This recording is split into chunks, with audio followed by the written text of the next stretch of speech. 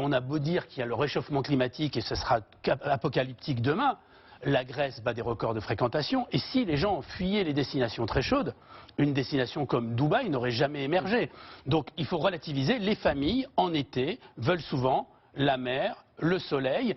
Et puis, il faut aussi, je pense, par rapport aux problématiques de fréquentation importantes, on a en France un tourisme populaire et traduit souvent par un tourisme de masse. C'est beau un tourisme populaire, comme un événement populaire. Le Tour de France est un événement populaire avec une concentration de population. C'est aussi un lieu d'échange.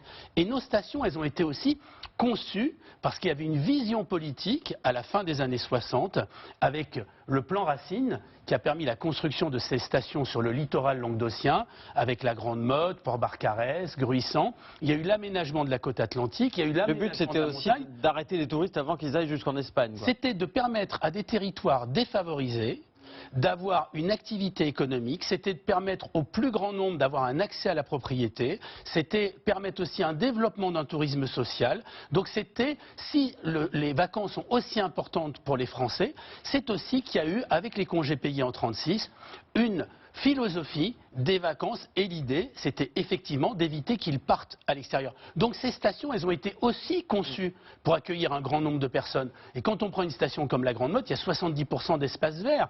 Donc les infrastructures, elles avaient été conçues comme telles. Là où ça pose problème, c'est que depuis ces années 70, on n'a pas véritablement eu de vision de cette transformation et de la société et des aménagements. On a fait très peu d'études d'impact sur ce que devait être le développement touristique.